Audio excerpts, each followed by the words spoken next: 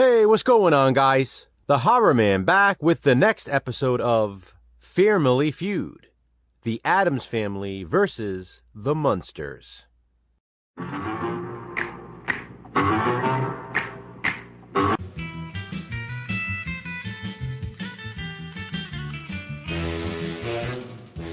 Before we get into it, let's take a look at the scoreboard after last week. Keep in mind, this reflects the total score, including both mine and Jason's points. In this FEARmily Feud battle, we are comparing Season 1, Episode 2 of The Addams Family and the Munsters. Jason and I started once again by watching The Addams Family, and Season 1, Episode 2 is titled Morticia and the Psychiatrist. This was a super clever episode. The Addams Family becomes concerned when Pugsley begins exhibiting normal boy behavior. First, they catch him dressing up in something highly inappropriate for the family: a Boy Scout uniform. Morticia is somewhat relieved, though, when Gomez tells her he saw Pugsley playing with a bat. Her relief quickly vanishes when Gomez clarifies it was a baseball bat. Pugsley also starts playing with a puppy outside and begins raising him in his room.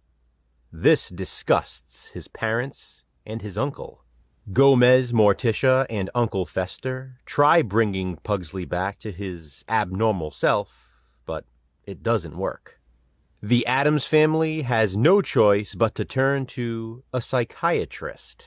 The psychiatrist, Dr. Black, advises going along with Pugsley's new behavior. But when he's called to the house for an emergency evaluation, he believes they've gone too far, and he blames himself. Of course, he confuses the usual decor of the Addams Family estate as a result of Pugsley's behavior. In actuality, we as the viewers know what's really going on. Like I said, Morticia and the Psychiatrist is a very clever episode of The Addams Family. I love the whole contrast of what's normal to them is abnormal to everyone else, including Dr. Black. The ending of the episode is also very funny. Season 1, Episode 2 of The Munsters is titled My Fair-Munster. In this one, Marilyn brings a new suitor home, who immediately takes off after meeting Uncle Herman. Marilyn blames herself, believing she scared off another guy. Grandpa decides to help her by concocting a love potion. I really like the ingredients, one of which is a touch of Frank Sinatra. I also love the use of Grandpa's potion book in his laboratory. The following morning, he pours the love potion in Marilyn's oatmeal, but she leaves the house without eating it. This results in Herman and Lily consuming the potion in their breakfast. Now, others in the neighborhood who previously feared the Munsters find themselves drawn to them and even in love with Herman and Lily. From here, humorous and horrifying hijinks ensue. I want to take this opportunity while discussing My Fair-Munster to mention the upcoming Rob Zombie The Munsters movie. People seem to already hate it, and it hasn't even been released yet.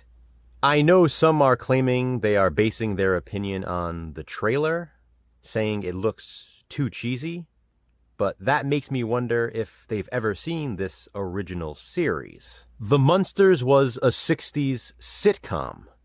It was cheesy. Of course, that's what makes it so much fun.